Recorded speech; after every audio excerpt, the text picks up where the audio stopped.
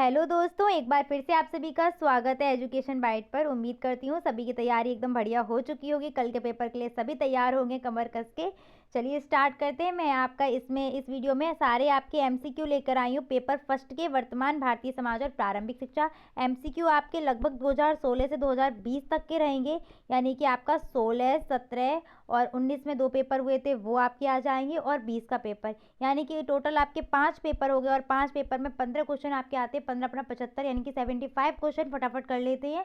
बहुत ही important class रहेगी और एकदम बढ़िया क्लास। इसमें क्या है, आपके सारे जितने कथन आने होंगे, यानी कि जो भी स्टेटमेंट दिए गए हैं किसी महापुरुष के द्वारा या किसी भी उनके द्वारा, वो आपके क्लियर हो जाएंगे। और जितनी भी आपकी पुस्तकें आई हुई होंगी वो आपकी तैयार हो जाएंगी। तो बिना टाइम वेस्ट किए स्टार्ट करते हैं। जितना हो सके अपने दोस्तों को शेयर करिएगा क्लास, उनके लिए काफ़ी इंपॉर्टेंट रहेगी ये। फर्स्ट क्वेश्चन आपका है कथन ही है। देखिए, पहला कथन की बात करी थी, कथन ही आ गया आपका। हमें उस शिक्षा की आवश्यकता है जिसके द्वारा चरित्र का निर्माण होता है, मस्तिष्क की शक्ति बढ़ती है, बुद्धि का विकास होता है और मनुष्य अपने पैरों पर खड़ा हो सकता है। शिक्षा संबंधी उक्त विचार किसके हैं? अरस्तु के, रवीन्द्रनाथ टैगोर के, स्वामी विवेकानंद के या फिर महात्मा गांधी के? तो यह कथन आपका किसका है? स्वामी विवेकानंद का। आगे बढ़ते हैं। आपका जो थर्ड क्वेश्चन यहाँ पर ही देख लीजिए, दिवा स्वप्न के लेखक कौन है? तो दिवा स्वप्न के आपके जो लेखक हैं वो कौन है? गिजूबाई बधेका। जब आपका ये कराया होगा सर ने तो आपको ये बताया भी होगा कि गिजूबाई बधेका दिवा स्वप्न के लेखक है। बहुत ही इंपॉर्टेंट क्वेश्चन है, शायद आपके एग्जाम में भी ये आ सके। नेक्स्ट आपका जो सेकंड क्वेश्चन था वो क्या है? जनसंख्या शिक्षा का मूल सहयोगी संगठन कौन सा है? आपका यूनेस्को, WHO, UNIDO या यूनिसेफ? तो जनसंख्या शिक्षा का मूल सहयोगी संगठन आपका कौन सा है? यूनेस्को। नेक्स्ट आपका फोर्थ क्वेश्चन है, पाली भाषा शिक्षा का माध्यम थी, वैदिक कालीन शिक्षा का, बौद्धकालीन शिक्षा का, मुस्लिम कालीन शिक्षा का या मध्यकालीन शिक्षा का? तो पाली भाषा आपकी थी बौद्धकालीन शिक्षा में। नेक्स्ट है, मुदालियर आयोग संबंधित है। तो मुदालियर आयोग किससे संबंधित है? प्राथमिक शिक्षा से, माध्यमिक शिक्षा से या विश्वविद्यालय शिक्षा से या फिर उपयुक्त सभी? तो मुदालियर आयोग आपका संबंधित है माध्यमिक शिक्षा से, और इसके जो अध्यक्ष थे वो आपके डॉक्टर लक्ष्मण स्वामी मुदालियर थे। नेक्स्ट आपका सिक्स क्वेश्चन है, सच्ची शिक्षा वह है जो व्यक्ति के अंदर से प्रस्फुटित होती है और उनके अंतर्निहित शक्तियों की अभिव्यक्ति है। यह कथन किसका है? तो यह कथन आपका है रूसो का, कि जो सच्ची शिक्षा है वो व्यक्ति के अंदर से प्रस्फुटित होती है और उनमें अंतर्निहित शक्तियों की अभिव्यक्ति होती है। किसका कथन है? रूसो का, याद कर लीजिएगा। आधुनिक शिक्षा के जन्मदाता किसको माना जाता है? तो आधुनिक शिक्षा का जन्मदाता आपका चार्ल्स ग्रांट है। ये आपका जो मैंने आपकी मैराथन कराई है आज पेपर 2 की, वहाँ पर आपको ये क्वेश्चन इंपॉर्टेंट बताया भी था। आज की जो आधुनिक शिक्षा की जन्मदाता है वो कौन है? आपके चार्ल्स ग्रांट हैं। नेक्स्ट आते हैं क्वेश्चन नंबर 8 पर। किंडरगार्टन से अभिप्राय है बच्चों का घर, बच्चों का खेल स्थान, बाल उद्यान, बच्चों का कमरा। तो किंडरगार्टन आपका होता है बाल उद्यान। क्वेश्चन नंबर 9 है, गिजूभाई बधेका जो है आपके, वो शिक्षा को मानते थे पाठ्यचर्या केंद्रित शिक्षा, शिक्षक केंद्रित शिक्षा, बाल केंद्रित शिक्षा या फिर समाज केंद्रित शिक्षा? तो ये शिक्षा को क्या मानते थे? बाल केंद्रित शिक्षा मानते थे। नेक्स्ट आपका 10th क्वेश्चन है, महिला समाख्या योजना कब लागू हुई?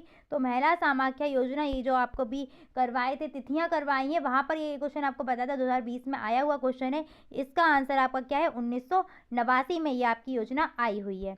नेक्स्ट आते हैं आपके 11th क्वेश्चन पर। 11th क्वेश्चन आपका क्या है? मूल्य वह है जो मानव इच्छाओं की तुष्टि कर सके। मूल्य वह है जो मानव इच्छाओं की तुष्टि कर सके। यह कथन किसका है? यह कथन आपका है अर्बन का। 3 कथन आपको मिल गए हैं सीधे सीधे, और एक पुस्तक मिली थी, तैयार कर लीजिएगा इसको। 12th क्वेश्चन है आपका, स्वच्छ ऊर्जा का संसाधन है।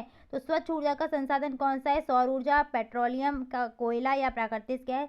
तो प्राकृतिक गैस नहीं है, इसका आंसर क्या है? सौर ऊर्जा इसका आंसर है। 13 क्वेश्चन पर आते हैं, भारतीय संविधान के किस अनुच्छेद के अंतर्गत 6 से 14 वर्ष के बच्चों को निःशुल्क एवं अनिवार्य शिक्षा का अधिकार प्राप्त है? तो ये आपका कौन सा अनुच्छेद है? मौलिक अधिकार जो प्राप्त हुआ है बच्चों को शिक्षा का, वो है आपका 21 का के अंतर्गत। नेक्स्ट आपका 14वां क्वेश्चन है, आदर्शवाद के अनुसार शिक्षा का उद्देश्य क्या है? आत्मानुभूति, आत्माभिव्यक्ति, बालक का सामाजिक विकास, बालक का प्राकृतिक विकास? तो आदर्शवाद आपका किस पे फोकस करता है? आदर्शवाद आपका आत्मानुभूति पे फोकस करेगा, तो इसका उद्देश्य क्या हो जाएगा? आत्मानुभूति।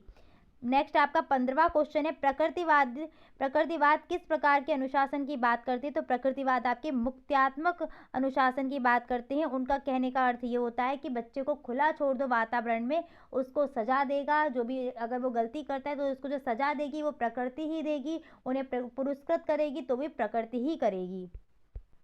नेक्स्ट आपका जो पेपर है वो 2019 का पेपर है। सेकेंड पेपर जो हुआ था 2019 का वो पेपर है। फर्स्ट क्वेश्चन देख लीजिए क्या है, आपको कथन ही मिल गया इसमें भी। शिक्षा वह है जो जीवन को संपूर्ण सत्ता के साथ स्थापित करने की शक्ति होती है। यह विचार किसका है? यह विचार आपका रविन्द्रनाथ टैगोर का है।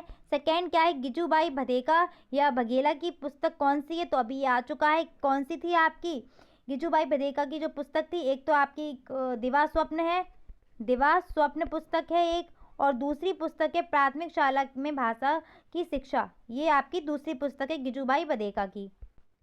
नेक्स्ट क्वेश्चन यहाँ पर देखिएगा। उससे पहले मैं आपको बता दूं, डिस्कवरी ऑफ इंडिया जो पुस्तक है वो पंडित जवाहरलाल नेहरू ने लिखी थी। माई एक्सपेरिमेंट्स विद ट्रुथ ये आपकी महात्मा गांधी की है, और दास कैपिटल आपकी कार्ल मार्क्स ने लिखी हुई है पुस्तक। आपकी तीनों पुस्तकों के लेखक को आप याद कर लीजिए, Das Kapital Karl Marx, my experiments with truth ये आपकी महात्मा गांधी की है, डिस्कवरी ऑफ इंडिया किसकी है? आपकी पंडित जवाहरलाल नेहरू की है। और गिजुबाई भदेका की दो पुस्तक आपके सामने आ चुकी है, एक है प्राथमिक शाला में भाषा शिक्षा, और दूसरी कौन सी? दिवा स्वप्न। दोनों पुस्तकों के नाम आपको याद होने चाहिए। थर्ड क्वेश्चन है आपका, पाठशाला को बाग, शिशु को पौधा व शिक्षक को माली किसने कहा है? तो ये आपका कहा था फ्रॉवेल ने। पाठशाला को बाग, शिशु को पौधा और शिक्षक को माली। नेक्स्ट आगे बढ़ते हैं। आपका शिक्षा का प्रमुख उद्देश्य क्या है? मानसिक विकास, सर्वांगीण विकास, शारीरिक विकास या सामाजिक विकास? तो चारों ऑप्शन में आपका सबसे ज़्यादा सही ऑप्शन है सा, यानी कि सर्वांगीण विकास।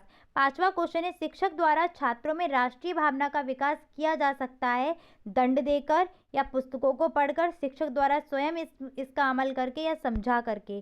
तो शिक्षक द्वारा छात्रों में राष्ट्रीय सद्भावना तभी विकसित करी जाएगी जब शिक्षक भी उन चीज़ों को करके दिखाए, वैसे बर्ताव करे। तो आपका आंसर सबसे ज़्यादा सही कौन सा होगा? सा वाला।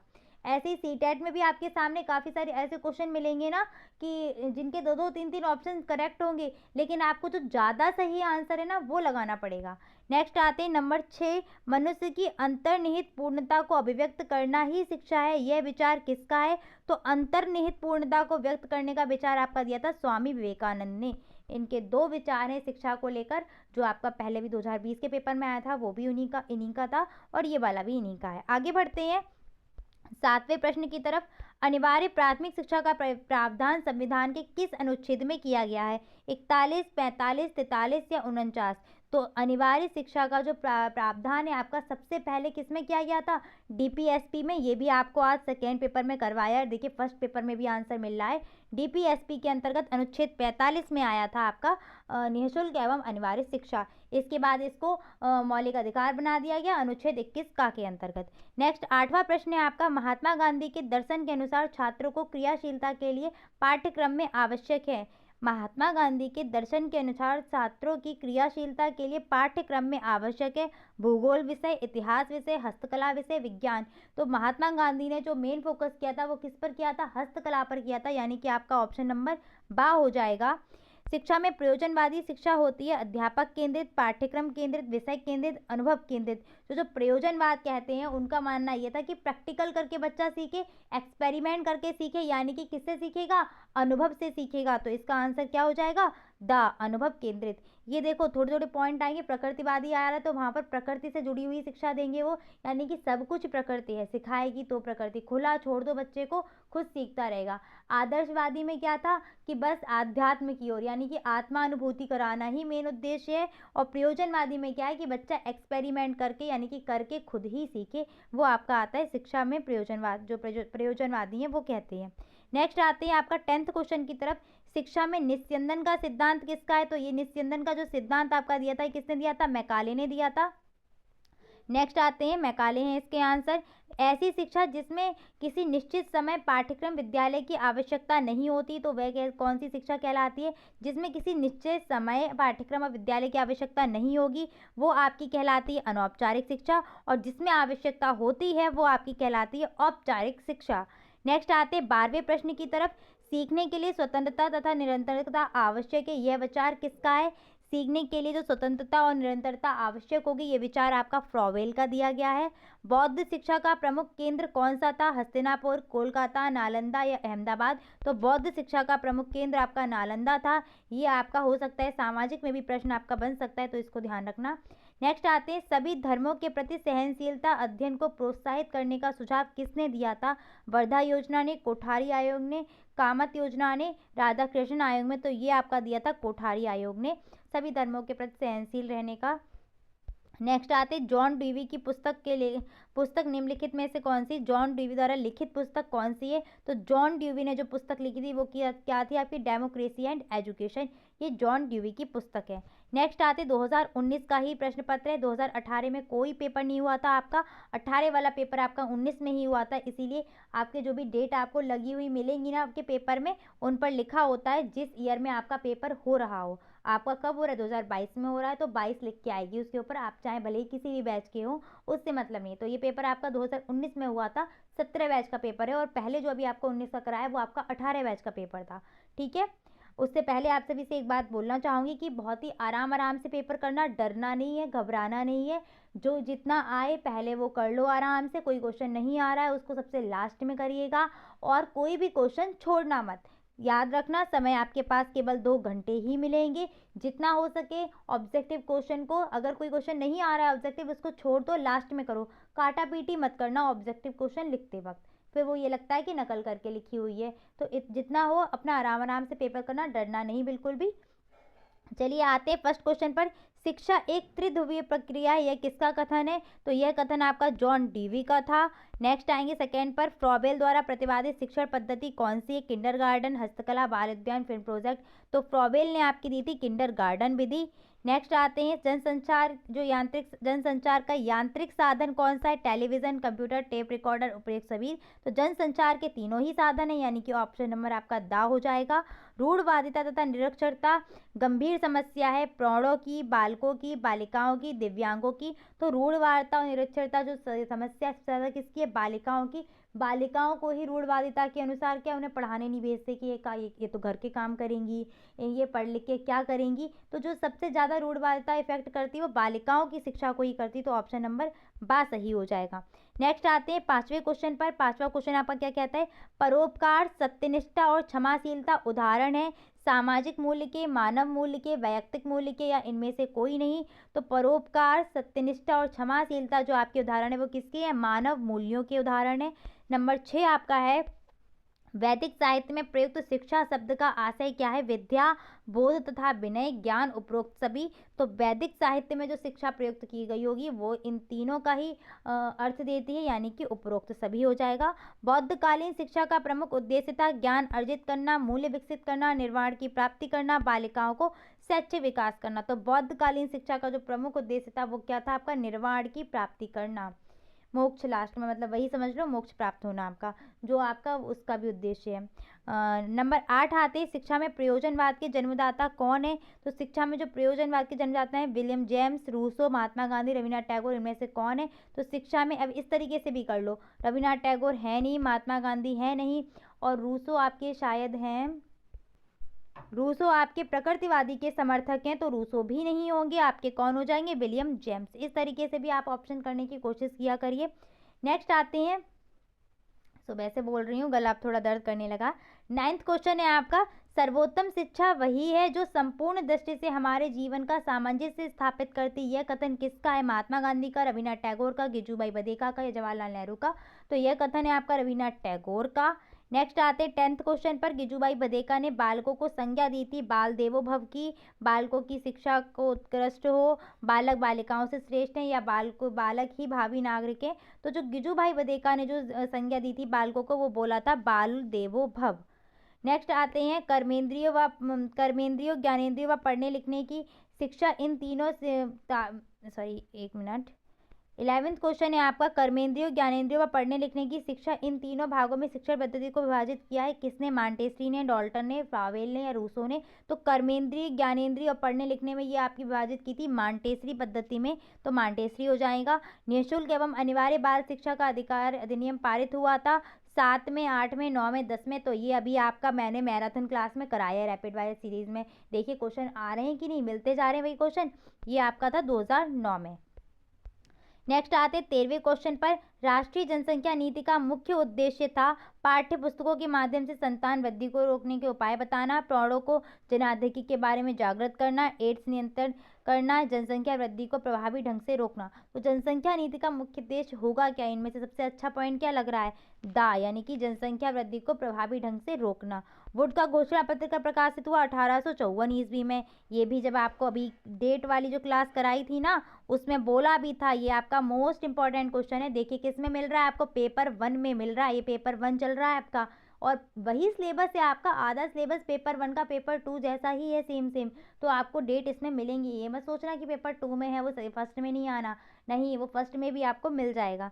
नेक्स्ट आते हैं 15 क्वेश्चन पर। 15 क्वेश्चन आपका क्या है? पर्यावरण संरक्षण अधिनियम कब लागू हुआ था? 1980 में, 1982 में, 1986 में, 1988 में? तो पर्यावरण संरक्षण अधिनियम आपका लागू हुआ था 1986 ईस्वी में। नेक्स्ट पेपर आपका आ गया है 2017 का पेपर है ये। 2017 के क्वेश्चन स्टार्ट हो गए 2017 के पेपर के।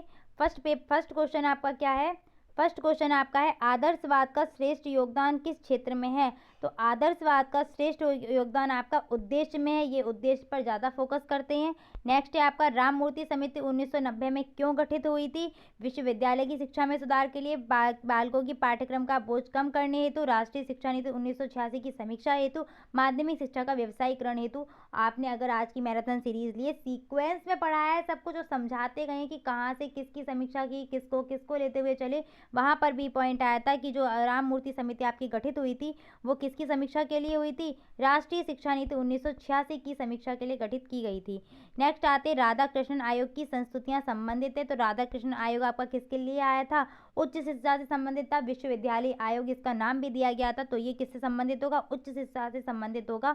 नेक्स्ट आते वोट का आज्ञा पत्र कब प्रकाशित हुआ? यहाँ पर आप देख सकते हैं ऑप्शन आपका किसका है। देखो हमने बोला था आपको कि जब आपकी डेट दी जाएगी तो पेपर टफ बनाने के लिए दी जाएगी। अगर आपको ईयर याद है तब भी आप कर सकते हैं। 1854 पता है ना, इनमें से 1854 का केवल एक ही ऑप्शन है, यानी कि 19 जुलाई 1854, यानी कि आ ऑप्शन करेक्ट हो जाएगा। तो स्मार्ट वर्क ये होता है कि ऑप्शन देख लो, एकदम घबराना नहीं, अरे अब तो डेट दे दी, डेट हमें याद नहीं है। ईयर तो पता है, ईयर से क्वेश्चन करो। आगे बढ़ते, निस्यंदन का सिद्धांत किसने दिया था? निस्यंदन का सिद्धांत आपका दिया था मैकाले ने। ये क्वेश्चन आपको देखिए वापस रिपीट मिला है। मैकाले ने अपना प्रतिवेदन कब प्रस्तुत किया था? तो मैकाले का जो विवरण पत्र आया था वो 1835 ईस्वी में आया था। तो आपका आंसर आ ठीक हो जाएगा। 2 फरवरी 1835 इसका आंसर था। मतलब डेट अगर पूछनी तो 2 फरवरी हो जाएगा। नेक्स्ट आते हैं 7th क्वेश्चन पर, वैदिक शिक्षा का प्रमुख संस्कार कौन सा था? उपनयन संस्कार, प्रवज्या संस्कार, उपसंपदा संस्कार, विस्मिल्लाह संस्कार। तो वैदिक शिक्षा में आपका जो प्रमुख संस्कार है वो कौन सा है? उपनयन संस्कार होता है इसमें। और उपसंपदा आपका किसमें? बौद्धकालीन शिक्षा में होता है।